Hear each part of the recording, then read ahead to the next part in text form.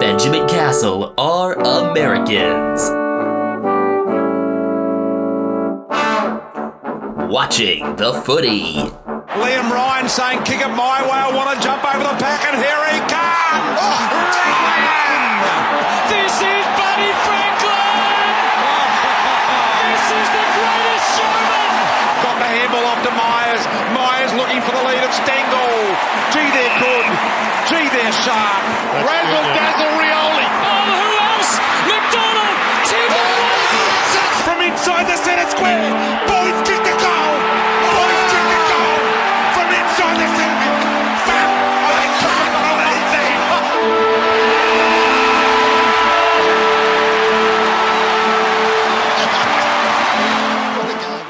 Good time of day, everyone. Welcome to episode 182 of Americans Watching the Footy, our round 14 recap. I am Benjamin Castle, coming to you from San Diego.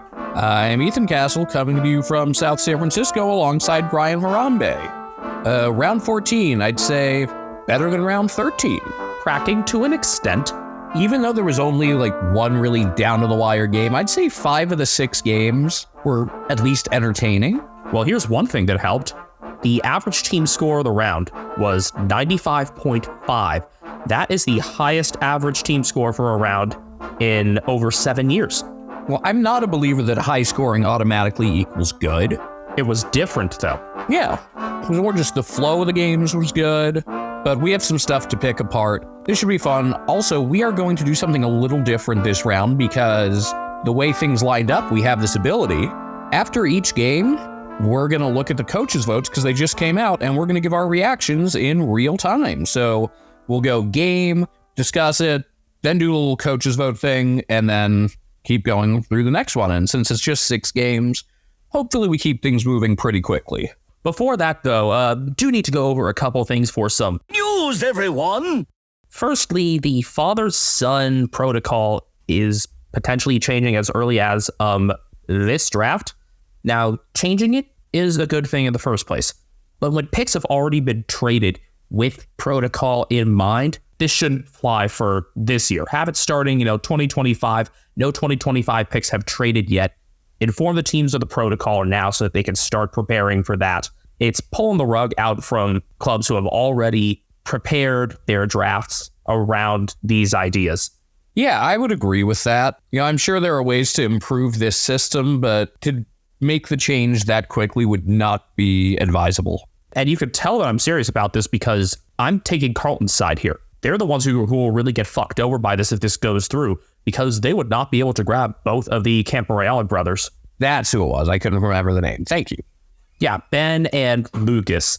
So Scott Camporeale played 233 games for the Blues and was also the caretaker coach for the Crows after Phil Walsh was murdered in 2015. I forgot that part of things there. But if we're taking the Blues side, you know that we're meeting business here. I guess now that I realize that's who it would inconvenience, I would mind it less. But yeah, the proper thing would be for this to come into effect a couple years down the road rather than now. 2025 is fine. No picks for that have been traded yet. The other thing is Gillan McLaughlin has a new job. He's the CEO of Tabcorp, the largest betting company in Australia. This kind of mirrors the move that his predecessor made. So for all of us here who are trying to limit the gambling ads and things like that, this ain't looking great. I don't have a strong opinion about it. There haven't been any scandals about gambling within the sport, unlike baseball, so that's good. It's the fact that just the constant influx of advertisements and even the bits on Fox Footy, I'm sick of it. It's a shame, by the way, that it's the umpire in question, because Pat Hoberg had been one of the best umpires in the past couple years. The only takeaway I got out of that is that more umpires should be betting on games then. Because if he bet on himself to call a perfect game, and he did it, that's good. Well, there are a couple other newsworthy things. The Christian Petrarca injury, we learned the extent of it. Unit lost. He spent 4 or 5 days in the ICU.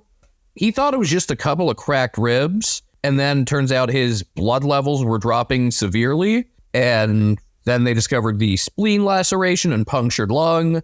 was compared to like being in a severe car accident, and he went into surgery and wasn't even put under because his blood levels were so low. If you thought Gordon Ramsay's cycling injury that he posted a couple days ago was nasty, I don't even want to see what Petrarca's everything looked like. Ooh, I haven't seen this Gordon Ramsay thing. You would think he had his torso tattooed purple. Wow. Damn. And then also, Charlie Dixon just got 3 games for a bump in the sample. Looks like it probably shouldn't be that severe of a grade. Should probably be game or 2. I get 3, though. I'm not, like, super outraged by the decision. I just realized I never thought about this before with the reserves teams for the South and West Australian teams, unless, you get a national reserves competition. You kind of have these weird areas where players are under totally different jurisdiction for suspensions and stuff. And with Port wanting out, the sample may not treat him as kindly in the first place. Ooh, didn't even think of that element, but I was thinking like teams could get different treatment. So, yeah, that's something that I never really thought of. And now into round 14 itself? Yeah, I guess so. Brisbane 19-12-126 defeated St. Kilda 16-10-106. A high-scoring Saints game that was actually a pretty entertaining watch. Wasn't a super close game most of the way. Lions were up 31 at quarter time, 37 at three-quarter time. But the Saints did make things interesting. Cut it down to, I believe, 7 was the closest they got. Midway through the fourth, it was the 3rd highest scoring game Ross Lyon has ever coached. 3rd highest aggregate? Yes. Well, this game started with Brisbane just crushing through the halfback and through the middle. They scored 5 goals straight from halfback intercepts in the first quarter, and they also got 13 of the first 14 clearances. And they did this despite Marcus Windhager putting a pretty effective tag on Lockie Neal.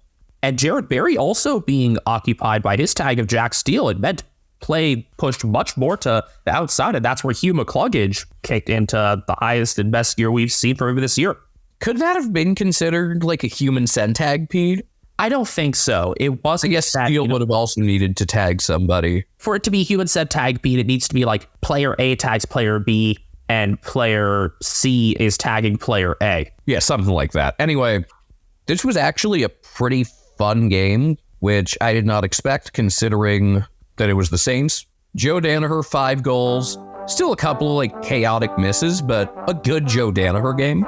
This Brisbane forward outlook is pretty solid now. Again, if you have 2 talls going well for most teams, it's a sign of success, and especially so for the Lions. And Logan Morris is looking like a damn good 3rd tall option, an incredibly efficient goal kicker considering the number of marks that he's been taking at this point. So that's good there. Charlie Cameron not as involved, playing a bit higher up. That's free. I was going to say, this offensive success has come despite not much output from Charlie Cameron. Kai Lowen's had the responsibility in the pocket, and we've been hearing, oops, I did it again, a decent amount this year. I love the way Loman's played. One graphic I saw on Instagram, I'm going to try to find it, credited him as the most improved player in the competition. Does that go by Champion Data? Yeah, it is according to Champion Data. It was posted by AFL Central. Yes, with Loman at number 1, Charlie Comben 2, Ollie Dempsey 3, Massimo 4, Massimo D'Ambrosio, Aaron Cadman 5. I would put Comben number 1 because I already had pretty high impression of Loman, so I'm surprised that he's considered that much of an improvement. I think part of it is that he had a lot of games where he was the sub these past couple of years, and so maybe sometimes it could be factored in terms of like, time on ground as kind of a stratifying metric there. There are ways to balance things for substitute involvement and impact, but I just want to keep looking at the midfield here and the outside play because the Lions are traditionally a corridor team. You see it all the way from the back, but even Dane Zorko was making sure to change angles and go more to the outside to these favorable matchups, with McCluggage leading the way, kicking 2-1 from 26, 11 marks and 12 scored involvements. You have Darcy Wilmot and Bruce Reville also helping engineer some of that play out of the back. Wilmot can run for days, and Reville's long kicking down the boundaries has helped open things up for the Lions as well. So they're getting the younger guys involved in this plan. And I think they've really turned a corner at this point. Really like Reville. Fans have definitely embraced him as well. And while you still miss Kadeen Coleman out of the back, imagine like a healthy, well, I don't know how you'd even accommodate everybody, but imagine, how quickly you could get down the field on the outside if you had first Coleman and then Bruce. That would be quite the combination. All the while, though, the Saints admittedly had very little defensive pressure through the first 1.5 quarters. And you combine that with not going like for like in their defensive change. Ari Schoenmaker came in for his first game and put on some great kicks with his left foot. His first was a gorgeous one that unfortunately didn't get him credited with an assist because Dan Butler hit the post. Just not for like, though, for Dougal Howard. It was to the point that you had Anthony Caminiti trying to go back and play defensively. Wasn't so much that Caminiti was back there. It was that he was getting lined up against Danaher. That's something you need to save for someone like Cal Wilkie. Even though you prefer to have Wilkie in the sweeping role, he can take some of the one-on-ones if he has to. I would have rather had Rowan Marshall go back there and support in defense as well. We saw that from Marshall over the past couple of years, especially last year. Do want to mention Marshall as well because Tom Campbell came in for his first game as a late in for Cooper Sharman. Campbell, beaten in the ruck by Oscar McInerney, of course, but that opened up Marshall's game as a whole. I thought it actually worked really well. It's funny when it comes to Frio, we've talked about like Luke Jackson and Sean Darcy struggling to fit together. I think if you had Rowan Marshall playing off of Sean Darcy, it would work perfectly. It just goes back to Marshall being able to trade off with Patty Ryder. We saw that through 2022. Marshall was able to keep up that impact despite being the sole ruck for last year, but it hasn't been quite the same this year. So it's good to kind of go back to that strategy, even though obviously Campbell is a pure ruckman. You can't have him, going back and forth with Marshall. In the long run, I'd like for that to be a job for Marshall and Jack Hayes to have together. I thought this was Marshall's best game of the year.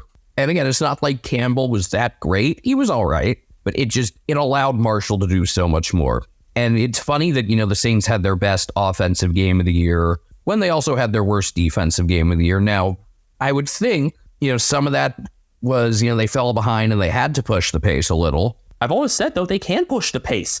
I think they should be doing it more, and it shouldn't just be something that happens out of necessity. In the forward half, Jack Higgins continues to accelerate the Saints. I didn't realize he's number 4 in the AFL in terms of scoreboard impact between goals and assists, and that's despite a 3-game suspension. I saw it, at least in the fourth quarter, Liam Henry was fantastic. The even quarters were definitely the better Saints quarters, especially the fourth. I thought Henry just opened up a lot. Hopefully he's all right. I know he banged up his ankle late, but we haven't heard anything since, so maybe he just turned it. And they do have a bye coming up.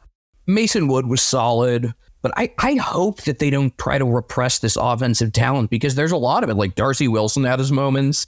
They're doing this without Matthias Filippo, who just wasn't producing, which, again, I think was more system-based. Brad Crouch is still yet to make his season debut. Hunter Clark is only in his second game. I liked his performance. I also thought Zach Jones was pretty solid. This is a game that reminds you more of the Saints' ceiling, even in a losing effort.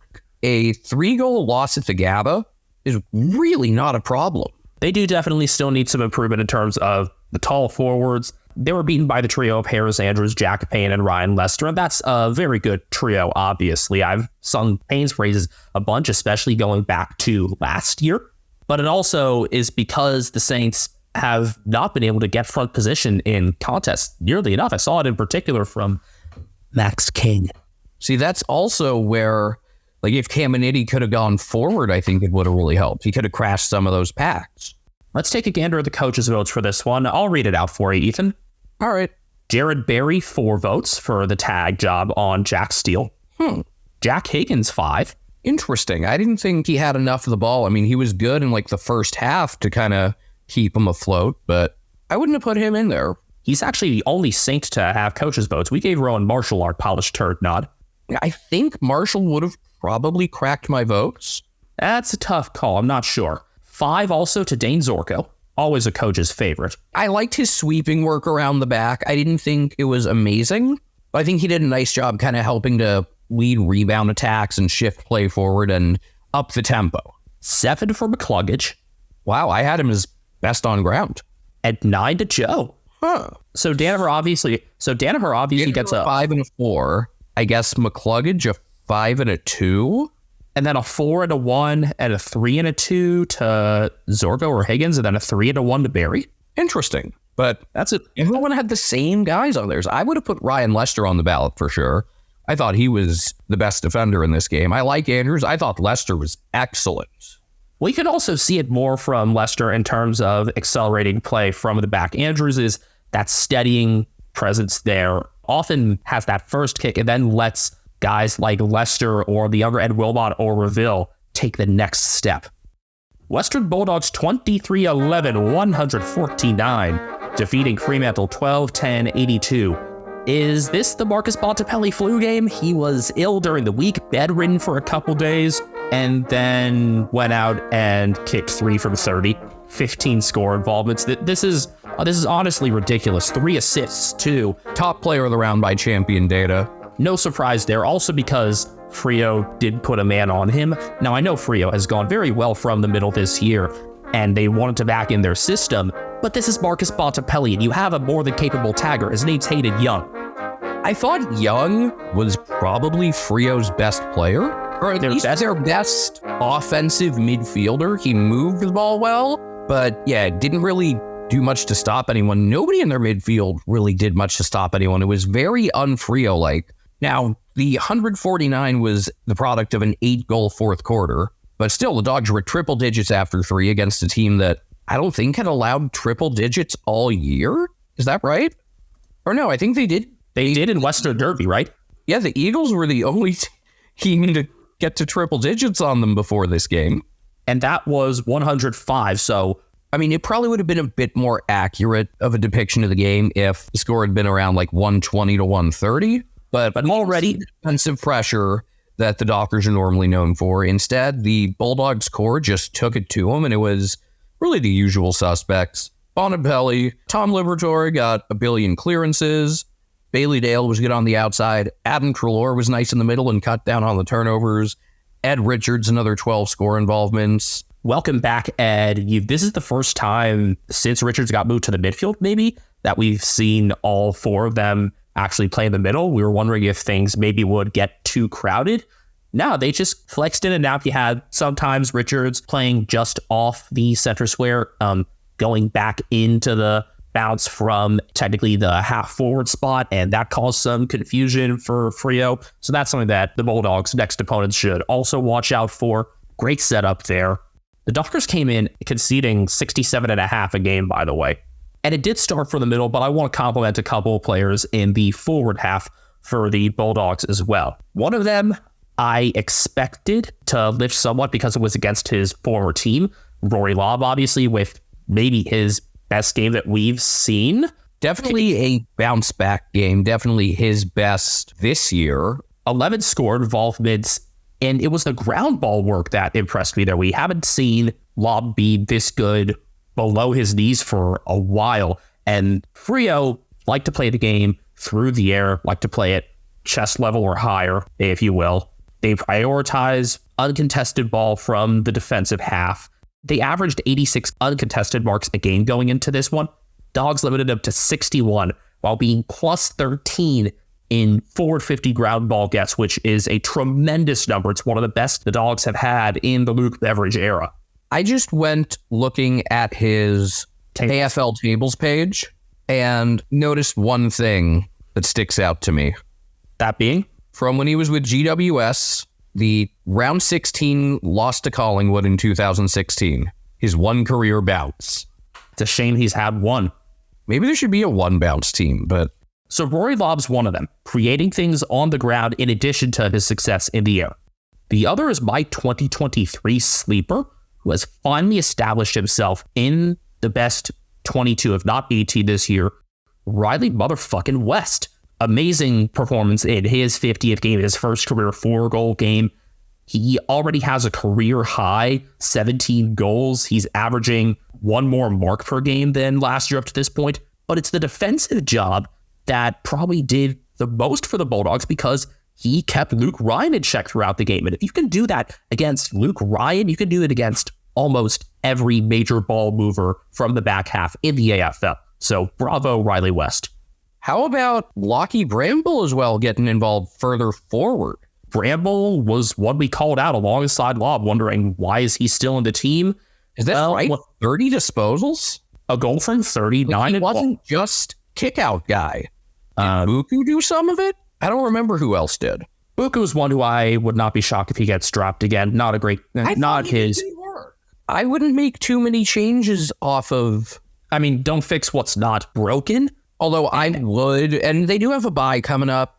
You know, I would still rather see Daniel in the 22 than, say, James O'Donnell. I thought O'Donnell was probably one of the more negative, or, well, less positive. He was still all right, but I didn't think he was particularly good. Lathan Vandermeer did more in the back half this game, which is all right. He's a pretty versatile piece. He's one that I could definitely see as a semi-regular sub. But going back to Bramble, it was his involvement in moving play along more on the outside because the Dogs always have the numbers and just the pure strength in the middle. And this is a spot where we had expected guys like maybe Caleb Daniel going into the year, along with the obvious Bailey Dale, who's playing himself into contention for his second All-Australian jacket. We expected those two to be there, but this is a spot where Bramble could also step up, maybe having him kind of on the opposite side from Dale. And Bailey Williams further back also had 10 score involvements in this game. So they figured things out more on the outside. This game is a very good sign in that respect, as well as just the strength in terms of the forward ground balls. You know who actually I think I would take out that was probably the most inconsequential player was Taylor Duray. Yeah, I think what I would do, because looking at the injury report, you're probably still like a week or so from getting James Harms back out of the bye. I think just the switch I would make is drop Duray, get Daniel into the 22 and make Oscar Baker the sub. Oscar Baker could be like a permanent sub. And we'll talk more about things like this in the progress reports because the Dogs are one of the 6 teams yet to have a bye. But this is one of the games that makes them frustrating to me because, like, this is the ceiling. We see it at least once a month, if not more. And it's just the lack of consistency that just kills me. The coaches' votes, by the way, all Bulldogs, Ethan. Before we get into that, I want to talk a little bit about Freo. It's right to do so. Their problems started from not tagging Bontempelli, even though the midfields were, high possession, not as much high impact.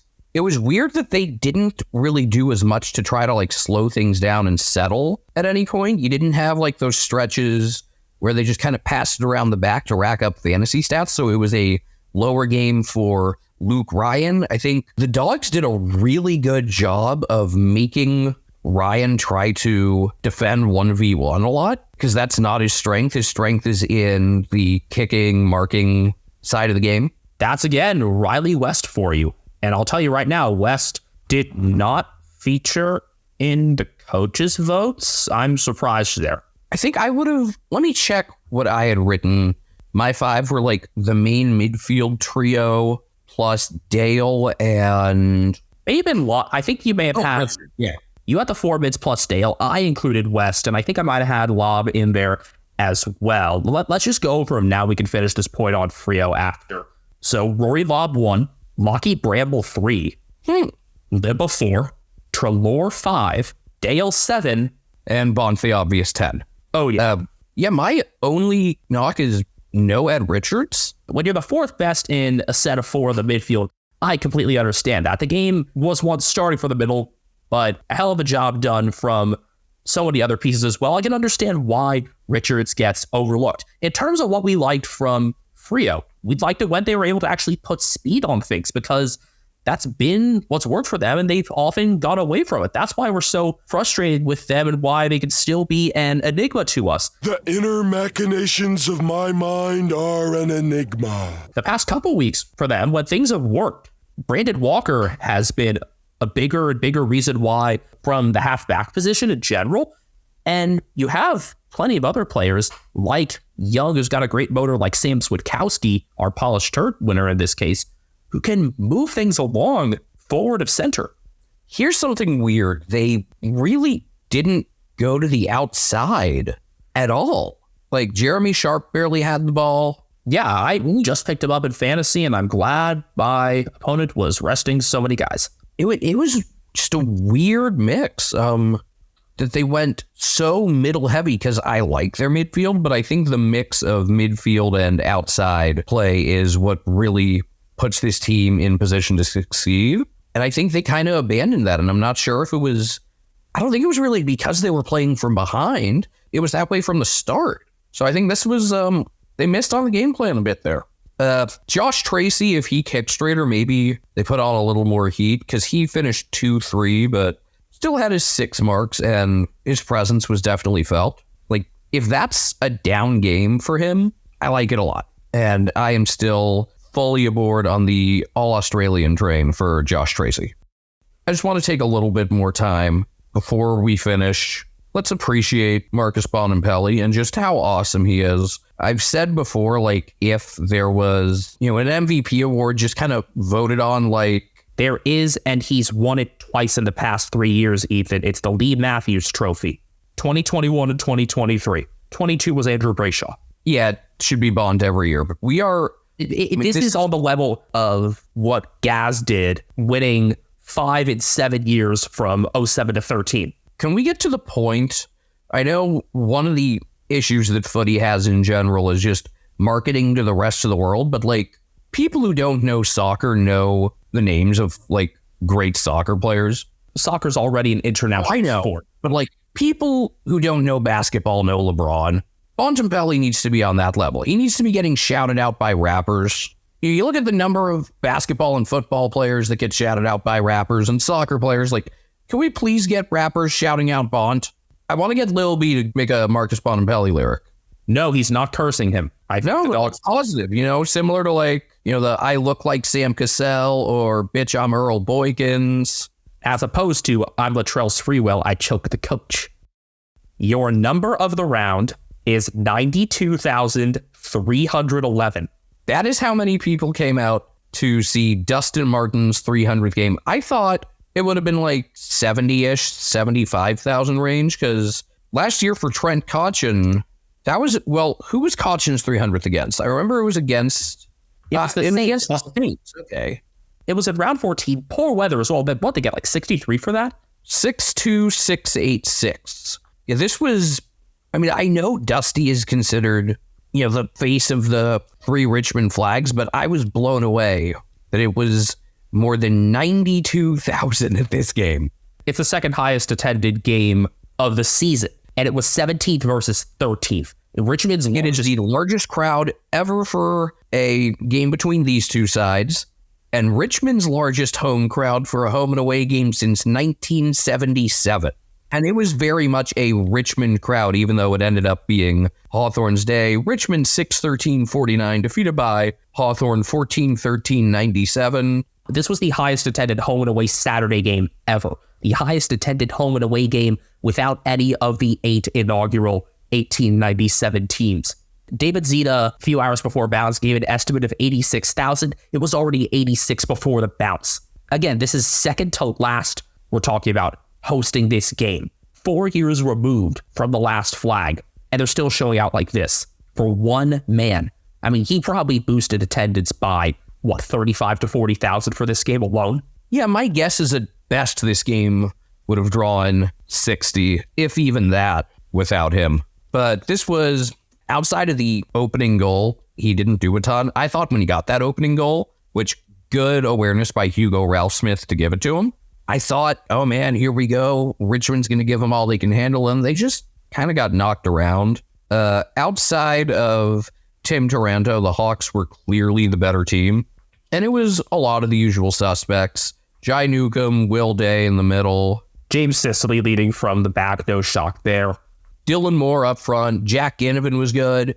It was kind of the, the welcome to Springfield where nobody sucks except for Flanders. This was welcome to Hawthorn where nobody sucks except for Gunston. Yeah, Gunston, one touch?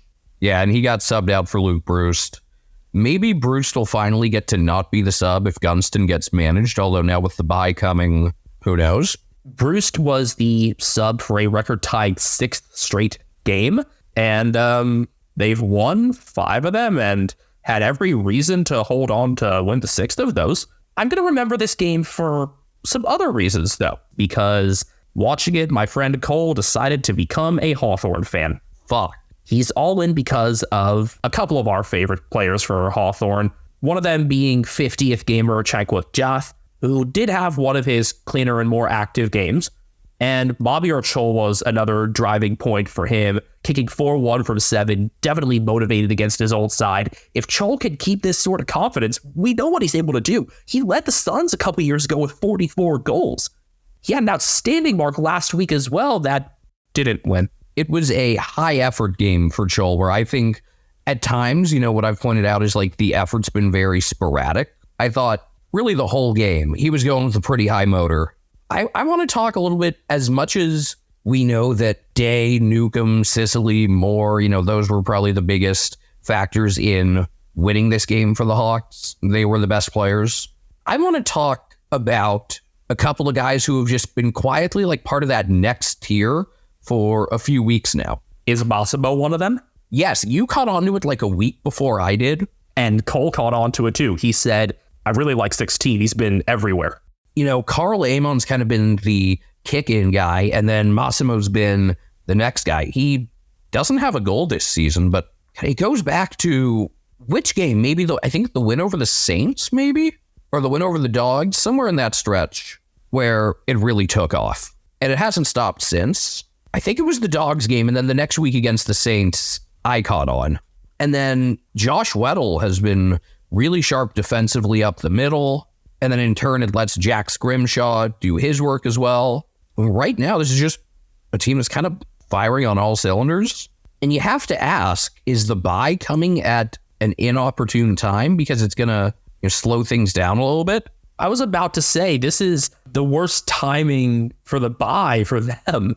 Their health will obviously get better over these next couple of weeks too. Mitch Lewis went through the 2s, so that's a boost there. Maybe that's where you see a clear replacement there for Gunston.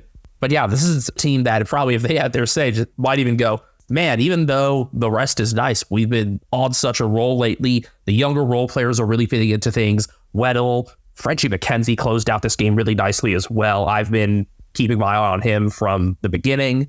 Last year was the emergence of like the very top of Hawthorne's list. Now we're seeing that next tier take off. Also want to mention Nick Watson. Goal kicking accuracy is still an issue, but provides a lot of just flair and speed and chaos on the outside. And even as messy as he's been around goal, I think he's been a net positive. And if he does figure out goal kicking, which I think will come at some point, he's going to be terrifying. Disappointing that Richmond didn't really, outside of Toronto, show up for this. I mean, I guess Balta was all right. Baker was okay.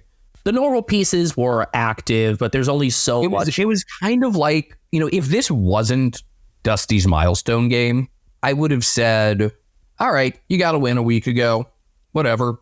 That it came in Dusty's milestone game was a shame, but I love that it didn't dampen the occasion. Like, this was still very much his day. He got the interviews after, he got shared off, and it's like, frankly, that should be the attitude for Richmond, where it's like, who gives a shit? We have our 3 flags. The coaches' votes for this game, 4 players got 3 votes. Okay. Bobby Chol, Jack Scrimshaw, Tim Taranto, and Josh Weddle. So 2 of those got straight 3s, 2 of those got 2s and 1s. And then the top 2 were agreed upon. Newcomb 8, Sicily 10. I would have gone, I hadn't given this much thought outside of a top 3. Newcomb and Sicily were definitely right there. Taranto, easily Richmond's best. That's a very easy. Yeah, I would have you could have argued him for at least second best, if not best, honestly. I thought he was terrific, just very little help. But his 33 disposals, 8 clearances and goal were awesome. Shame that he hasn't made saying holy fuck after every goal a common trend. I think he should. Both these teams have a bye now, I guess, yeah? Them along with the Dogs, Crows, Saints, and Pies. Again, progress reports will be coming out probably mid-round. I really enjoy making those progress reports, though. Like making sure we keep giving all 18 clubs equal attention. And just as those clubs go on a bye, we're going to take a break. You know, Benjamin, 78% of our listeners are between 18 and 35 years old, so they probably want to start a podcast like we did. How did you know that number, Ethan? Thanks to the analytics we have for Spotify for Podcasters. Formerly known as Anchor, sorry Frio fans, Spotify for Podcasters has tools that allow you to record and edit your podcast from your phone or your computer. No fancy software needed. It's so easy you can edit it while drunk. And Spotify for Podcasters doesn't just allow you to upload to Spotify, you can also distribute your podcast on platforms like Apple, Stitcher, and more, just like we do. Best of all, it's completely free. Not only is it free, you can even make money from listener support or ad revenue. Hint, hint. Download the Spotify for Podcasters app or go to podcasters.spotify.com to get started today. Welcome back. I'm on Twitter at Castle Media. He's on Twitter at BenjaminHK01. Brian Harambe's on Instagram at CatNamedBrian. We're on Twitter and Instagram and YouTube and a bunch of other places at Americans Footy. If you can't find us, just search Americans Watching the Footy and eventually you'll get to us. We sign our tweets. I sign mine with an E.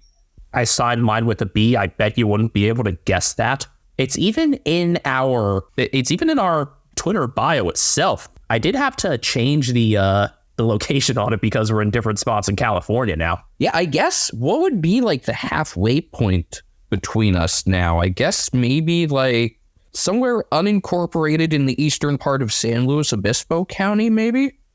All right, it looks like the halfway point driving-wise on boring-ass Highway 5 would be somewhere between Lost Hills and Buttonwillow. So like around Spicer City. Buttonwillow, my dad and I have stopped there for very good Indian food. I want to just know what like the halfway point would be just if you just like drew a straight line. But yeah, it looks like somewhere in like Western Kern County. I might have to organize my drive back when I come back up around making sure I can stop at Taste of India. Or you could just take like 101 and actually have a good drive. You see, is that the priority, or do I just want to shoot up Interstate 5 and get through Los Angeles with minimal traffic in the wee hours of the morning? The whole point of this is the actual halfway point between us would be the middle of fucking nowhere. Bakersfield's not nowhere, but this is west of there. Yes, and Bakersfield's hardly a destination unless you're going to watch some minor league hockey. Adelaide 10-7-67 defeated by Sydney 16-13-109. I will admit, I watched this game sort of delayed, sort of half asleep, and then in full the next day. I mean, the obvious story here, which I didn't realize when I watched it at first, because again, half asleep, was Joel Amartey kicking 9. He kicked 9 1 from 10. All of his disposals were shots on goal. I want to hear some like annoying football dude talk about how he's a me guy and you need more we guys. You know, guys who really bring their hard hat and lunch pail. He's the first Swan to kick even 8 goals in a game since Buddy when Sydney spoiled West Coast's housewarming party in 2018. He kicked 4 in the second, 4 in the third, and 1 in the last. He was all zeros on the stat sheet in the first quarter, and then he did that. Got the Swans in touch within 4 in the second. Crows got the first 2 goals of the third quarter. Maybe things were stabilized. 10 goals in a row for Sydney. After Jake Saligo kicked a goal with 6:55 left in the third, the Swans kicked 6 in the next 6:15 of clock time. They had 4 goals and 10 kicks, and the run was 63-1 before Ben Keys scored in the final 2 minutes. And there was some poor communication there from the Crows as part of it, with some defensive switching not being recognized early enough. That's one thing there. I just don't understand why Matthew Nicks refused to try any sort of magnet moving, because Mark Keane was not working on Amartey, and that only happened once Nick Murray went to the bench at one point as well. Nice to see Murray back. He was more of a positive than most in defense for the Crows, but no actual changes there to try and get somebody to stop Amartey when he was the biggest reason behind Sydney taking control. And the attention, of course, also goes to Mitch Hinge's idiotic knockdown of Taylor Adams. This was right after Marty kicked his 7th. Adams got a shot in the goal square right after, making a 15-point lead at that point. I think this game was already out of hand pretty much before that. I want to know, was Hinge mad about something that had happened before? Because all we saw was, Adams just putting up 7 fingers, like doing absolutely nothing even remotely controversial. Things had been heated a couple times after goals. Chad Warner gave up a free after a Swans goal early on, and I think just that one was inconsequential, though. It was just like, all right, you're taking a free kick from the center circle. Well, that's because it was a free kick for the team that had just been scored against, and so it would be paid downfield to the center bounce. Hinge's move just furthered the momentum in the Swans' favor, and I think at that point, at that point anyway, it had felt like, knowing how the Swans have played this year, it had felt pretty inevitable. And sure enough, they closed the second quarter strong to cut it from 23 down to 4 going into halftime. And then, to Adelaide's credit, they went on a nice little run. Even after Chase Jones hit a post, they still managed to bookend it with goals. Got back up by 16 with 6:55 left in the third. And then, remember, that free kick didn't come until after the Swans had already kicked 4 straight. It turned a 25-0 run into a 31-0 run that then kept going and ended up 63-1. Yeah. So I think that Hinge free kick was actually pretty inconsequential. If anything, it just slightly accelerated a mudslide, which had already been in progress and was going to be pretty inevitable and inescapable. The Swans turned up the pressure big time in the second half, and the Crows couldn't keep up. I will say Max Michaelini did a nice job to stick with Chad Warner most of the time, but there were a couple times that Warner and Heaney got loose in the 450. That resulted from some miscommunications off stoppages. So that's something that I think is more fixable there. Something that's, a very clear and quick coachable moment, just to shore up communication. It felt for almost the entire game, even when they were trailing, like the Swans were in control. Just from a flow and pace standpoint, we talked about the way that they kind of accelerate the tempo. They force teams into making mistakes. I'd have to disagree with you here, because the Crows took the pace out of the first quarter, and I thought the Swans were rushing things as they tried to go forward. The Crows also going more slowly, I think, helped them keep their structure and be able to respond well in defense. I don't think it would have ended up being a winning strategy, but it was something that definitely did mitigate things, at least in the short run. I think it took until around the middle of the second quarter for the Swans to wake up in a lot of respects. I still thought they were fine. Maybe there will be a game at some point, because again, I think this team will lose a couple games between now and the end of the season. I still think they're totally going to win the flag. I know projection models have to give them a 25 to 30% chance. I'd put it at 60. But I think between now and the end of the season, they do lose a couple games, and maybe there will be one where they're just too content and oh yeah, we'll be fine, we'll come back. And maybe that hurts them, and it ends up, like I said, loses them a game somewhere during the season. But yeah, no concern at all. I just felt like they were in total control of this game.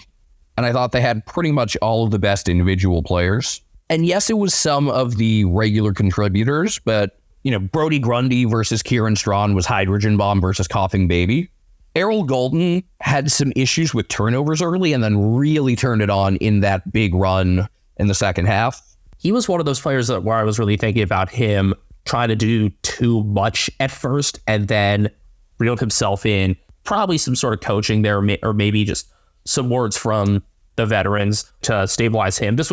He's been on a good stretch on either side of the bye. And you know how much of a fan of Golden I am, just as usually a pretty clean operator in general. James Rowbottom, 11 clearances. It all stemmed from Grundy. Only 4 tackles, but 11 clearances. I thought he was the best true midfielder because I wouldn't quite consider Grundy one. No, Ruck's a Rucks. Taylor Adams, best game in the Swans uniform. 2 goals in the behind off 22 disposals. And I hate to admit it, because I think he's super annoying, but can't deny the talent. Tom Papley, I don't care that he only kicked one goal. I thought this was one of his absolute best games. He was kind of the showerhead of this game. Hey, that's Matt Guelph. I know. But in this game, he kind of served a similar function. Like, everything flowed through him and then kind of fanned out. He ended up with 8 score involvements and 2 assists, 19 disposals. I believe it was 17 kicks and only 2 handballs. I really liked his game, and I would put him in my votes. It was hard coming up with a polished turd because I thought, just on an individual level, pretty much, it was a pretty convincing performance. Just the Swans have more talent than everybody. They ended up with 26 more inside 50s, 21 more clearances, 36 more contested possessions. I will say I thought Rory Laird was actually pretty good, even though he had, I think, like 7 turnovers. I thought that was more just he was kind of on an island, and Jake Saligo was held in check, and Laird was kind of on his own. I mean, who else was decent for the Crows? I guess Luke Nankervis. Isaac Rankin started all right and then cooled off, but pretty good for the first game back from hamstring. I think that was what impressed me the most with Riken was just the immediate response for him. There's really no Crow who had a good 4-quarter game, and I'm not a huge fan of Laird getting this. I'm not a huge fan of anyone getting this. If this, I honestly wish at some point we could just say, nope, nobody gets it. Well, I mean, that would have been more appropriate, like for Richmond's triple-digit loss to Brisbane than for this game. It's weird saying this about a team that had a 16-point lead midway through the third quarter. They are inevitable, the Swans. Also, the Crows are just kind of, I don't even know what to compare it to.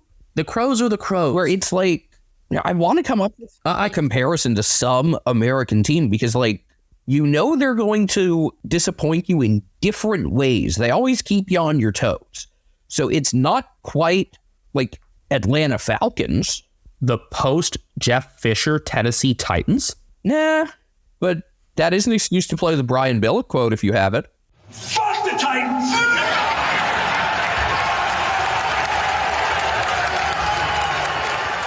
I'll have to ask around. Across major American college and professional sports, a team that, like, they're going to disappoint you, but usually in different ways. Go Bears. No, Cal, it's actually pretty predictable usually. I'll have to think about this more. Joel Amartey spent a bunch of time on the bench in the fourth quarter. Like, give him a chance at 10. I mean, the dude's having an all-time memorable game. You should absolutely, at that point, just be, like, trying to feed him everything as, like, a celebration of his performance. You've been an up-and-down player and you're having your day. Get him as many chances as we can because, again, he deserves, like, the honor. Because he was awesome, and this is not a normal day for him. His previous career high was 4 goals. He now has 31 on the year. His previous career high was 20. This suddenly puts him like top 5 or so in the goal, and I love it. Coaches' votes, you've read them off for the other game, so I'm going to do it this time. James Rowbottom with 2. Oh, man, we almost had a perfect ballot. Errol Golden and Isaac Heaney each with 5. Brody Grundy with 8. Joel Amartey with 10. Fuck, we were close. I would have gone Golden over Heaney. I don't think I would have even put Heaney in the best 5. He had that brief stretch in the third quarter, but other than that, I didn't think he was anything special. This might be another where, like, the bias of, like, the reputation someone's already built up over the course of the season comes into play. North Melbourne, 19-4-118. Defeated by Collingwood, 18-11-119. Say what you want about the umpiring. Say what you want about the AFL taking off the AFL's handling of the AFL. North blew a 54-point lead. Oh, fuck. And it's not just that they blew it, it's the fashion in which it happened.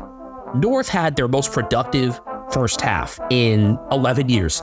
They had exceeded their highest score for the season in the first half alone. They went into the half up 86-38. Yeah, Collingwood may have started to control some things more in the third quarter. North still had a 31-point lead. And then the fourth quarter happened. Let's get the elephant out of the room first by just giving the umpiring complaints right now. Not a well umpired game, but I don't think just like pure stats saying, McDacos got 6 frees is enough to tell the story here. He had one that he ducked into. I didn't think the 24-14 free kick differential was an issue. I thought it was largely correct. I mean, Collingwood were the aggressors later in the game. the delay 50 that went against Tom Powell was... Yeah, if you want to talk about a 50-meter penalty with issues, I don't have any issue with the one late in the game that wasn't called, which I know that's an unpopular opinion, but I'm going to defer to every other podcast talking about this and running it into the ground, and I'm just going to leave that one at this. I thought it was fine that it wasn't called because the umpire was slow to do anything, and that was more the issue with umpiring that play. It was like, I saw that Laura Kane eventually said it should have been play on. Just like, it took too long for the umpire to call anything. And even then, North still had multiple opportunities, and as well as Cam Zurhar played, he screwed up because he was like indecisive and didn't go for goal and ended up just kind of passing one off that he probably should have taken. It's not just that he could have taken it, it's that he had Curtis Taylor forward to him as well. That came first, the Taylor thing, and that was really bad. Like, he was wide open on the right side. I did not even realize, just in hindsight, that those were two separate plays. Yeah, and then Braden Maynard stood up late in his 200th with a couple big defensive plays, couple tackles to force ball ups, and then a big spoil. But yeah, Zurhar kind of had an opportunity and ended up passing it off. That ended up with Darcy Tucker having the shot, and he kicked it across the face. And then Zach Fisher ends up missing with just a couple seconds left off of a Luke Davies-Uniacke crumb, and that was it.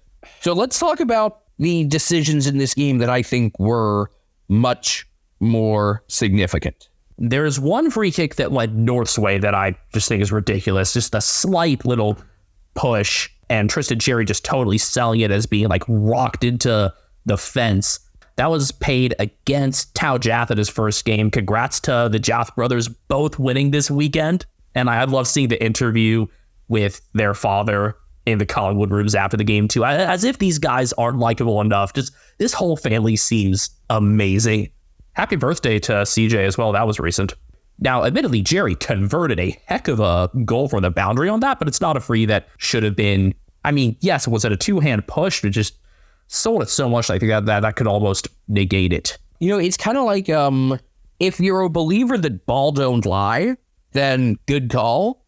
And if you're a believer in the, sometimes like when a ball goes out of bounds, and I've said, all right, yeah, that probably shouldn't be a goal, but it looked cool, so I'm going to let it slide. Well, same deal here. And, it was a cool goal, so I'm going to let it slide. The umpiring that bothered me, there was a really quick 50 for delay of game given against Tom Powell, I believe it was, late in the third. I think that was a really bad call, and I know that's just a judgment call, and you're never going to get the league to come out and say, yeah, we messed up a judgment call, but they got that wrong. And yet. Alistair Clarkson got one way more wrong, and from the moment it happened, I kind of called that it was going to cost him the game. Let me just come out and say this looks like a fucking tank. This was one of the worst sub calls I've ever seen. Emlyn Brees, the statistician and Melbourne supporter, says that it was the worst use of the sub since Simon Goodwin made Josh Schache the sub in the first semifinal last year. I say this is fucking worse. Schache was unused. The sub here was used, and I mean, I want Jaden Stevenson to succeed. I know it's just been very hard for him at North compared to Collingwood. He hasn't got nearly as many opportunities. I don't take issue with Stevenson getting in as much as I do who you fucking subbed out. So what if Will Phillips was starting to fatigue him, but he had still limited Nick Dacos to a greater extent than probably anybody else could have, except maybe if you put Tom Powell directly on him. That would have been like maybe a sensible option there. Hot take. What if they had had Harry Sheasel tag him? Because Harry Sheasel can do literally everything and played forward this game and did it well. I honestly would have tried Sheasel. Like, the proper way to go about this, if you were worried about Phillips fatiguing, at least let him start the fourth quarter and see what he does. Because I think, yeah, it's fair that Nick Dacos was starting to get a little separation late in the third, but I still think Phillips was the best option there. Well, it certainly wasn't fucking 33-year-old Liam Shields. This isn't 2015. That's just an awful call. Now, if you were to look at the stats here, just by ranking points, Will Phillips actually would have been one of the guys you would have considered subbing out. I would have taken out Bryn Teakle probably, although there's an argument to be made that sticking with the talls would have been the right choice. Trying to think of who I would have subbed out. It's tough because you don't want to sub out a defender for a forward when you're leading. So it would have been tough to do like Jackson Archer, who didn't have a very good game, or Callan Dawson. I might have said Teakle or Pink. It would have either been Teakle or Pink. You know, Brent Teakle, the double midseason draftee, that's a first there. Yeah, I think Toby Pink made the most sense because he was kind of playing forward anyway. And you probably want to go a bit more defense-based at that stage. I like having the other tall in there. It helped Nick Larkey and Tristan Cherry play more openly and get more opportunities. Larkey with 4 in the first on Darcy Moore. But looking at these fourth quarter stats here, Nick Dacos versus Liam Shields, 10 disposals to 2, 5 contested to 2. Nick Dacos, 3 assists. This is going further than going, as Australians would put it, off the chain. This is, to quote Key and Peele, putting the pussy on the chain wax. He did it! He put the pussy on the chain wax! Or you know who else he could have even subbed out? As much as I like him and I liked how he played, maybe like Eddie Ford? Just if we're... I am shocked that he and Cam Zurhaar were able to both keep playing after Ford went up for a screamer and took out himself and the bowl. This was a bit before the halfway point of the fourth quarter. There were some skill errors for North that were really visible late as well, just not being able to stand up to some of the pressures and panicking. And Zach Fisher misreading the structure on a kick-in, which led to Bobby Hill's second insane mark against Jackson Archer and his 5th. Yeah, I think that might be forgotten in this game. Bobby Hill kicked 5. Lockie Schultz kicked 4. I want to talk in particular about Alistair Clarkson's quotes. Yes, I've got this here. About the Will Phillips sub. He was doing a good job, but we were fatiguing at one of the freshest of the sub. Okay, that part's fine. I disagree with your reasoning. I wouldn't have made that call at the time, and I certainly wouldn't have made it in hindsight, but I understand it, even if I don't like it. Will's eyelid twitching during the last was telling. That's a GIF I put on the Instagram. We thought Liam Shields could go in and finish the job. Yeah, because 33-year-olds are known for their stamina and ability to finish games. Players in their 30s that are not named Scott Pendlebury totally do that like all the time. And against a 21-year-old phenom. I don't think it was pivotal in the result. This is where he really fucking lost me. This was a 1-point game. Literally every fucking play was pivotal in the result. Every throw-in, everything. Yeah, there is one throw-in that favored one ruckman versus the other. It's pivotal in the result. This is a 1-point game. Literally everything is pivotal in the result, especially that. So that's just really pissed me. The more he tries to pass it off as that, the more it honestly looks like a tank. I want Moore Kane to open up the fucking investigation. If he was just saying that to take the heat off Shields, no, that's not what he should have said. What he should have said, first off, I would have just said, yeah, we wanted to go get the fresh legs in, and it didn't work. You could just say it didn't work. You could, to take the heat off of your players, say, Dacos is a ridiculous player, and I don't know if anyone would have been able to stop him with that fourth quarter he had. This is a 19th year AFL coach. He should know how to say these things. But acting like this dumbass decision wasn't one of the most pivotal decisions made by anybody in the entire game is fucking insane. And I don't know if, since it's a Geelong bye, I don't know if they're going to do like Nuff of the Week over at the Hoops Crew, but I think Alistair Clarkson would have to be the Nuff of the Week just for that. If you were asked one by one, like, would you sub out Will Phillips or this guy? Would you actually say Will Phillips? I'm going to go through a list. I can get you a few that I would definitely have subbed out Phillips instead of. LDU, Wardlaw, Larkey. Larkey, I'm not even sure because, you're playing with a 31-point lead at the time the sub was made.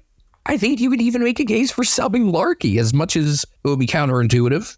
Tristan Cherry. Sheasel. Probably Bailey Scott. Probably Tom Powell. Even those I'd have to hesitate. The only ones that no hesitation I would definitely be keeping in over him would have been Wardlaw, Jerry, Davies Uniacke, and Sheasel. And Charlie Coleman. Charlie Coleman's the other one I would probably say, yeah, he's got to stay in. Charlie Coleman's quote, by the way, seems pretty prescient. we traditionally play quite well against Collingwood in the last 3 years, and they got a few injuries and whatnot, so I feel like they're really, really gettable for us this week. Oh, no, they were gettable. They just didn't get them. Yeah, this was such a terrible fucking decision, and it cost them the game. Let's talk about what got North out to this lead in the first place. Obviously, kicking 19-4 is pretty ridiculous, but they also set themselves up with a lot of easy shots and dominated the middle physically for the first 3 quarters. I mean, it underscored the fact that Collingwood were undermanned there, and George Wardlaw and Luke Davies-Uniacke went to fucking work from the beginning. George Wardlaw reminds me of Matt Rowell in that, like, he just embraces the physical side of the game so well. He loves contact. He loves getting into contests, tackling guys, getting clearances. A midfield combination of him and Rowell would be like dream come true type material. I liked him before this game. I think this was the game where a lot of people really started to realize, yeah, this dude's going to be special. And I don't blame people for not noticing before, because if you weren't paying too much attention in North games before this, I really wouldn't fault you. I mean, he lost his first 18. Nick Larkey had, a 4-goal first quarter? North had an 8-goal first quarter and a 6-goal second. Collingwood, it felt like they were going to make a push, especially at the end of the first quarter when North gave up a really stupid goal. Aiden Core didn't have the awareness that, time was running down and got caught by Nathan Kruger for holding the ball. That gave Lachie Schultz a goal. Felt like Collingwood were making a push. They got it down to 24 midway through the second, and then North closed the half on a 30-6 run. Got the opening goal of the third quarter to go up 54, 92-38. And I had said at halftime, hey, you did a great job weathering the first storm. There's going to be another. And there was. And Collingwood was putting on the heat as the third quarter drew to a close, even before the bad delay 50 call. They had gotten it down to 33 a couple of times and had absolutely started to flip the game and just wear down an inexperienced opponent. But I think if you don't make that switch, you improve your chances of winning. Is there a world where Will Phillips doesn't get subbed out and Bryn Teakle or Toby Pink get subbed out and Nick Dacos still goes off? Certainly. Yes. Absolutely possible. He's a really good player, and Will Phillips is, in most people's eyes, kind of towards the more fringe side of this. And, he was a laid in this game in the first place because Jai Simpkin, who was coming off a great game, was out with a hamstring injury that probably going to keep him out another one after the bye, most likely. He just come off a long concussion layoff. He was one of the best on ground in Perth, kicked a huge goal, and then this happened. And I mean, can't catch a great. And yet they still without him. And it was the younger players who were the reason why. So there are so many pauses out of this game for North. It's just hard to see them in this sort of aftermath, with this sort of finish, with this sort of fucking idiotic decision. If this was a loss where it was just we came up short but played really well, if you did this up at the Gabba against the Lions or at the SCG against the Swans, and it wasn't anything to do with umpiring and a bad coaching decision and was just we ran out of steam, you'd totally live with it because there were a lot of positive signs. Curtis Taylor had one of his best games, 22 disposals and a goal. I remember a year ago, at times I couldn't differentiate really between him and Paul Curtis. Now I'm aware that Paul Curtis is the guy with the awesome goal song, and Curtis Taylor is developing himself as a tertiary forward option. Overall, another solid game out of Bailey Scott. We mentioned Harry Sheasel going forward for 2. He had another over-the-head handball. The little stuff he does is so cool. And I'm really glad that they put him in a role this week that let him actually showcase some of those abilities. That was a huge positive. Don't lose that, North. Don't lose what worked this game, but examine the older group. I might have said Jai Simpkin is expected to miss another game after the bye. They already had their bye. They play the Demons this week in what should be an early game.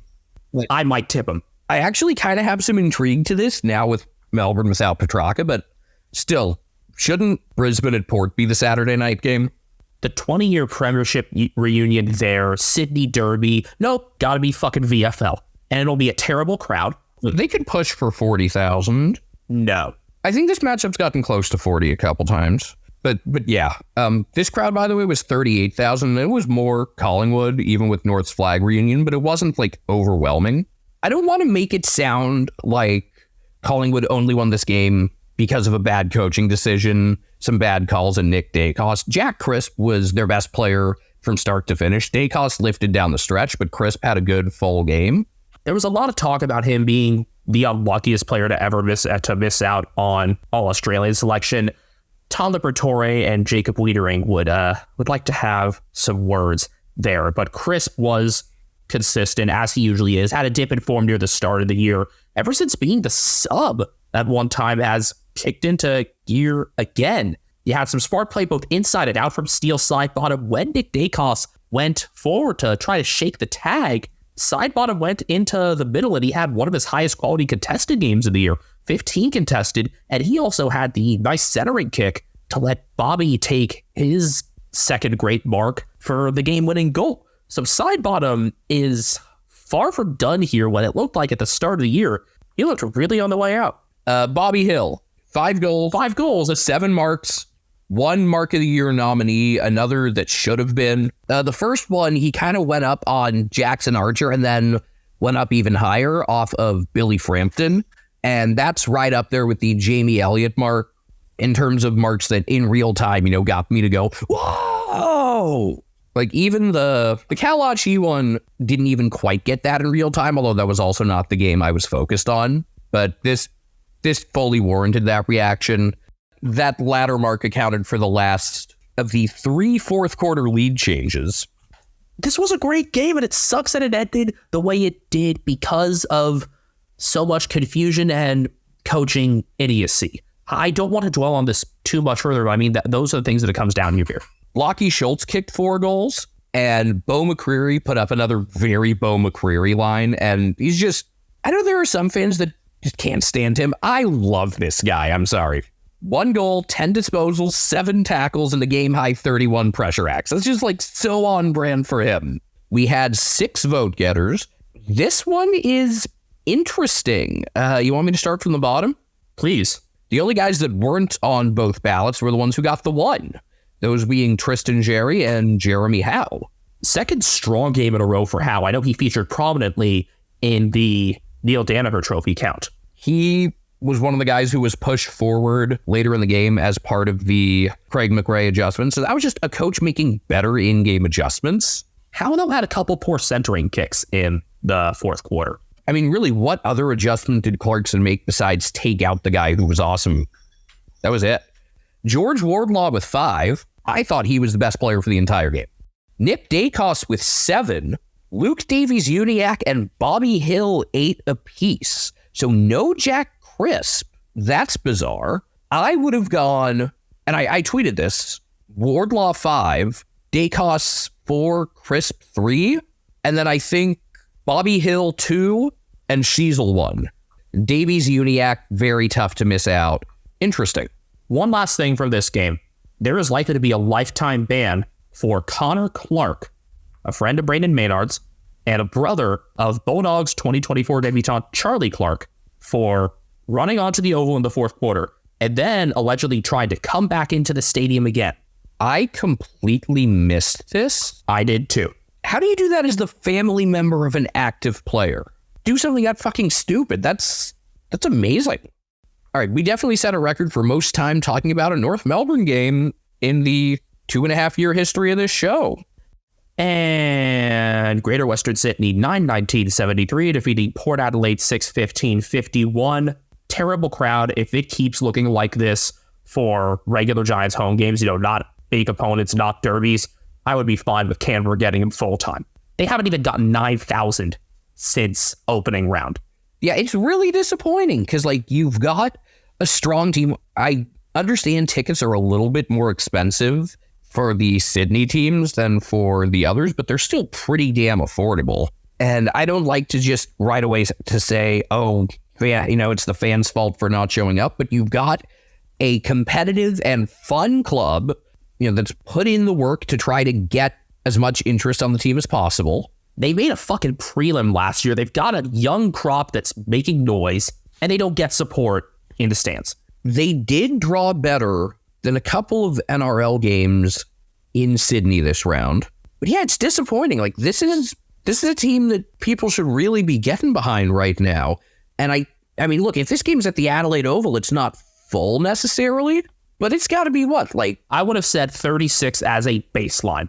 and it would have been a totally different environment, and I think it would have made the game a lot more fun. The Crows had 41,000 for their game against the Swans, and last time the Power were at home before their bye, they had 40,000 against the Blues. So I'm guessing it would have been something close to 40 at least. And it's just, the atmosphere was not very good, and it did not help with the on-field play, which it was not just poor goal kicking. It wasn't a very entertaining game. This was definitely baby-making footy. Did we use that in the context of a Giants game when we first did it? I don't know, maybe.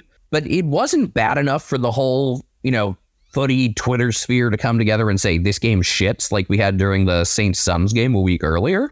There was some pace on this game. There was some good strategic stuff going on. It just did not translate off the scoreboard. I mean, obviously... It wasn't just the scoreboard. It just wasn't a very fun watch. Like, there weren't a lot of great individual performances. When I went back and watched it again, look, it was going to be tough for this game in the shadow of what had just ended, but it still didn't end up being much. On a first watch, I struggled getting into it for multiple reasons, including what came right before it. On a second watch, it took until the second half for me to really start to realize some things, and then I picked some spots again around stretches of some higher frequency, interesting play, and I did pick up some things here. So the Giants had really had a decline of the tsunami in every way in the prior 6 weeks or so. David King had mentioned on the first crack episode that it would be 17th most likely to score from an average possession in the prior 6 weeks. Only North was less likely to score. So what did the Giants do? They stopped being static ahead of the ball. They stopped automatically forcing play wide. They had more players come up to the ball. It was shorter. It was much more handball heavy, over 30 more handballs than their average game. And that opened up all sorts of angles and deeper entries. They had 11 shots to 2 in terms of getting looks inside 30 meters. That's huge. They only kicked 6-5 off those, but that's a winning formula. And it's a formula that we had not seen. It's the return of the tsunami against a quality opponent in most respects. They did convert really well off stoppages, and the secondary and tertiary ruck options did some of that. There were a couple goals that they had directly off of stoppages, and it was Jesse Hogan and Jake Riccardi who worked some really nice ones there. Riccardi got one to Brent Daniels, and Hogan got one to Toby Bedford, both for quick snaps and goals. Riccardi was really good as a full field mark. Hogan was like a forward half mark, not just in the forward 50. Riccardi was kind of doing it on the outside. If you look past his inaccuracy, this was a very good marking game from Hogan. It was, 6 inside 50 marks and 4 contested. There wasn't anybody who could stop him. Asava Radagolea couldn't do that, and Asava ended up going forward to try and keep the ball away from Jack Buckley and Sam Taylor in contest of that 50, and that largely didn't do much there. But I wanted to use this as a jumping off point to talk about the biggest success of the game. And based on the headline that I saw from the AFL website, the guy who I think got the 10 coaches votes, and that's Snooze, Toby Bedford, who kept Zach Butters to under 60% efficiency and just 2 score launches. His stats were almost identical to Butters. That's a huge win for somebody who I had never seen as a tagger beforehand, and had a pretty middling season up to that point, a clear step down from what he'd done as a half-forward flank the year prior. This is the most midfield-involved game I'd seen from Bedford, first time I'd seen him as a tagger at all, really. And this is a new weapon for Adam Kingsley to employ, as the tag is clearly back in vogue, and the Giants have been missing that tagger for a couple years now, so this is a very, very welcome revelation. You had talked about the way they had kind of altered the tsunami, and I noticed it a couple times with sequences where they it wasn't quite like a full reversal because they kept pushing it forward as they did, but there was some sequences where, in 2 kicks, they kind of went from one wing to the other as they kept moving forward. They opened things up more laterally, kicks helped with that, and then the shorter handball options just kept Port flustered, and when you've been able to keep their best player, their best mid, out of the game, then that'll obviously lead to some success there. Really like what Finn Callahan has done really across the whole middle third of the oval, both on the wings and in the center. He's part of that tsunami in terms of the handballing, and he's a really pure left-footed kick as well. I saw it last year, and I'm just going to keep hyping up Callahan until everybody sees it. Kieran Briggs outdid Ivan Soldo. The Giants' midfield was better overall. Tom Green was solid. Josh Kelly was really good on rewatch. First time I watched, he was okay. On rewatch, he was really good. Welcome back. They had been missing him big time. Jake Riccardi was pretty impactful in the second half on rewatch and on the initial watch. Was, again, that marking that really controlled the game. I appreciated Lockie Whitfield much more on rewatch, kind of starting things out of the back in that second half. He's always been the Tsunami starter. He didn't have as defined of a role this time. I think there were more people back there to support him. And just having varied launches is one thing that the Giants had been missing. But Whitfield is, of course, the main starter there. And he was successful in that role. In real time, I loved Callan Ward. On rewatch, I thought he was just kind of decent, but was still important. Couple of sequences where either he or Toby Green kind of changed the direction of the attack, where like clearly they knew what they were going to do before they had the ball. It was Ward's best game in a month, and with Steven Canelio coming back, they would allow him to slide into a more supporting role, and that could be pretty scary. Especially when you've got Xavier O'Halloran in good form, and X has been the one to make up for Cornelio.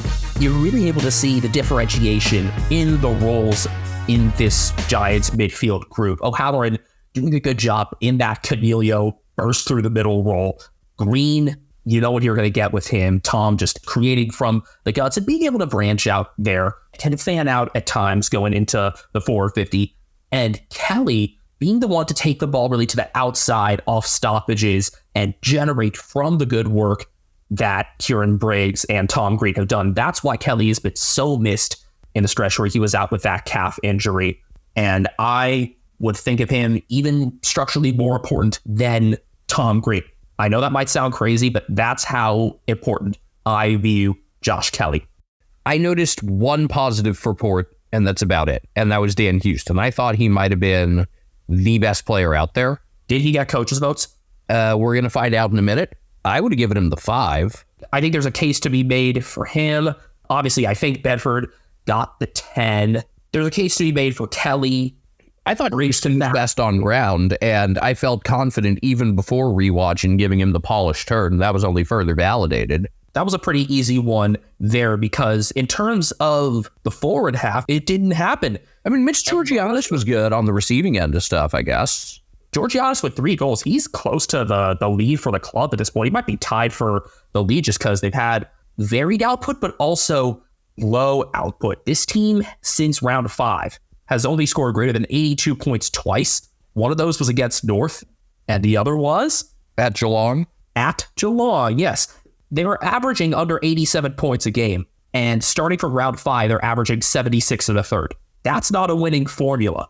And when your coach literally says, I don't know their players that well, when he was asked about the tag, like, how has this team changed, and how are you going to tell me this team has a chance? Kane Farrell was all right. He ended up being the main kick-in guy with Ryan Burton out with a foot injury.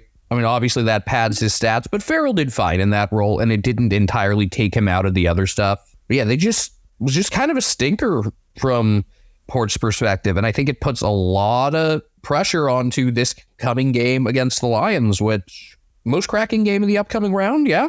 Could be. 04 Premiership reunion there. They're bringing out the retro jerseys for that. It would be better as a night game because never tear us apart at night is just different.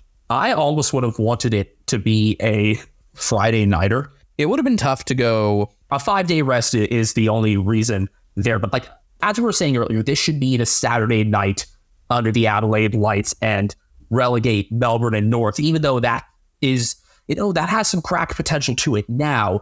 Relegate that to a Sunday slot. Yeah, maybe make like Essendon West Coast the early Saturday game. I don't know. I think they kind of screwed up on the timing on these. Anyway, Port weren't very good. This game wasn't super fun. I expected more out of it. The Giants, though, can carry that momentum into... Oh, maybe they can. Sydney Derby this coming week. So shame these teams don't play again. I would like to see another version of this because I think it would just be more entertaining. Hang on a sec. Coaches votes. Again, I would put Dan Houston way above everybody else. And then from there, there's a lot of candidates. Well, let's see. All right. You want me to read it from the bottom up? please. How many vote getters? 7. I think that might be the high for the round. Yeah, that is. Wow. Nobody else even had more than 6. That's surprising. Brent Daniels and Lockie Whitfield each got 1. I liked Daniels, able to create a lot within the forward 50. One of those quick goals off stoppage, and I believe 3 assists as well. I love Bingo's role, even if it hasn't been like as pure flight stuff. Kieran Briggs got 2. Callan Ward got 3. Dan Houston got 5. Yeah, I think Houston was the best player in this game, and Champion Data agrees by a wide margin. Josh Kelly 8, and yep, Toby Bedford 10. Can this get us the same outcome as their last win over Port, or was it the win over the Saints? It was the win over Port, right? I forget which final one it was. The semifinal, which reaction? The interview with his mom. Oh, gosh, the green team. It was against Port. It was against Port. She was awesome. I hope Mel Bedford's doing well. Ooh, we have a suspension handed down to North. For what? Callan Dawson for striking Jack Crisp. This was a forearm and kind of elbow to the head shortly after a disposal. I understand that completely. There's another one I've got here. Zach Butter. That's the one I was going to ask about. I think that's one you could appeal, but it was off the ball. Basically, he hit Tom Green in the face. I thought this would just be a fine, so I think they could get this reduced. The fact that it was the face makes me wonder otherwise. It was dumb, but I mean, we've seen this out of Butters at times. You know, he's got this edge, and you can get under his skin. But it's funny that this happened with Tom Green, not with, the guy who shut him down most of the game. Now just wait till Lockie Neal slaps somebody actually on the face. Because if you slap somebody in the chest or the stomach, that's fine. No touching of the hair or face. Or dick. Nominee time. This is a long 6-game recap here. Well, there was one game in particular that really dragged it out. Last week's mark of the week was Steel Sidebottom over Disco Turner. Collingwood fans just vote. Jeremy Howe wasn't nominated. Bobby Rachol gets the short end of the stick here. Your nominees this time, Joe Danaher leaping in between Zay Cordy and Cal Wilkie. That was a good-looking one, and he got a little extra height there off Cordy, I think. Bobby Hill's first one over Archer and Frampton. We already talked about that a lot. That's your winner. The only question is if it beats Jamie Elliott from earlier in the year. I think it might. And the third nominee was not Bobby Hill again. It was Nathan Kruger over Callan Dawson. He got a little extra height, and this was in the final few minutes. But now Hills was better. I would have gone with Bobby. Bobby's was another just really physical mark, and I feel for Jackson Archer. Goal of the week last week was Tyson Stengel, the bouncer from the boundary. That was correct. Round 14 nominees. I'm going to go out and say that all 3 of these are worthy. We've got Marcus Boninpelli. He went between Alex Pierce and Luke Bryan for a crumb, then snapped around Pierce. That was like his 2014 goal of the year. We didn't even mention that earlier when talking about how amazing his flu game was. One of his 3 goals there. A 1v2 goal like that is impressive when it's against anybody. But against those 2, that takes it to another level. Harvey Gallagher kicking one out of midair off of a centering kick from Lockie Bramble. It bounced in front of him, and then I don't think you could quite say he Jackie Chan'd it, but it was pretty cool. No, a Jackie Chan is slamming it onto the boot like Daniel Wells or Will Ashcroft did, but it was still that sort of in-the-air kick that could easily get a finalist nomination. It was cool. And then you have Tim Taranto. He got a throw-in from Noah Balta and then hit a really high snap from deep in the right pocket. All of these are good. That was the other moment in this game where it felt like, a Richmond finals crowd where the 92,000 plus all got into it together. These are all exceptional goals. At this point, I could see Marcus Bontempelli winning goal of the year again. I'd still take 3 over that. I'd take Harley Reid, I'd take Tyson Stengel, I'd take Bailey Fritsch, but it was cool. Harley Reid's was uncontested. I don't care, it was still badass. You could debate about Fritsch. You could debate about Stengel. I prefer the contest and the difficulty there with the other players around. Harley just kind of did that himself, and while it was an epic goal, especially for a first year, I take Bontempelli's over him. I will not be bothered by whichever of these wins. I think Bonds was the best of them, but all three were good. Main character, we've got 4 nominees, and the poll is live now on our Twitter at Americans Footy. You got Dustin Martin for getting 92,000 to show up for his 300 and actually giving an interview afterwards. Probably helped that Jack Revolt was the one there. That was fun. I know there's a lot of, sometimes there's criticism about, former players being so heavily involved in media, but I think it was fun in this case. It really got to open up a personal side of the guy that we don't get to see much of that from. So that was neat. Also in there, Joe Lamarche kicking 9-1 from 10. Alistair Clarkson, worst sub ever. And Nick Dacos, because Nick Dacos. Honorable mention to Marcus Bontempelli, but it's somehow we have to put Clarko in over him. I'm sorry. So that poll's live. It'll be live until right up near the start of round 15. And we'll see you soon enough to talk about that. Until then, I am on Twitter at BenjaminHK01. I am on Twitter at Castle Media. Brian Harambe is sleeping near my feet and is on Instagram at CatNamedGrian. Thanks for bearing with us. Ethan, thank you for bearing with me. I know it can be difficult. It is. Good time of day.